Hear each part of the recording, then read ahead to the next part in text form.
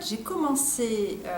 à travailler sur la question de la protection juridique des majeurs vulnérables. Et c'est par ce biais-là, hein, donc les régimes de protection, de sauvegarde de justice, curatelle et tutelle, sachant que c'est l'inverse hein, avec votre système, c'est-à-dire que le régime de tutelle est le plus lourd et la curatelle est le degré en dessous. Et donc c'est par le biais de la protection juridique, aussi bien la protection de la personne que la protection des biens, que j'en suis venue à m'interroger bien évidemment sur la fragilité, la vulnérabilité. À l'époque, le titre de ma thèse, c'était la pré-incapacité des majeurs vulnérables, et donc la détermination des risques et l'action des acteurs, de l'ensemble des acteurs qui interviennent dans la protection juridique, et bien évidemment en termes de risques, il y a des risques de maltraitance financière, bien évidemment, mais aussi physique et psychologique, de pression, de chantage. J'ai commencé en fait à faire des interventions, réaliser des interventions dans les établissements, ce qui a permis des établissements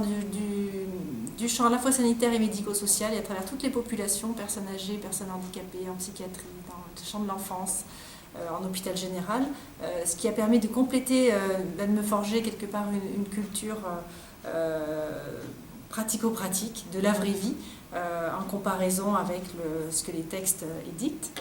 les grands principes. Et c'est sans doute là ce qui m'a vraiment motivée pour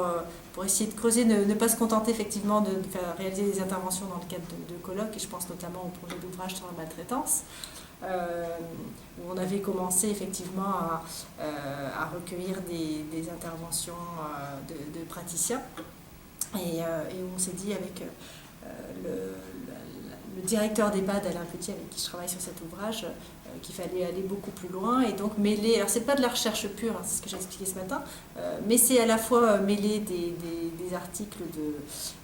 de chercheurs et des témoignages en fait de professionnels de terrain à tous les niveaux et dans tous les secteurs. Et essayer de travailler justement ce concept de maltraitance extrêmement complexe, multifacette, à travers le champ sanitaire, médico-social et à travers l'ensemble des populations.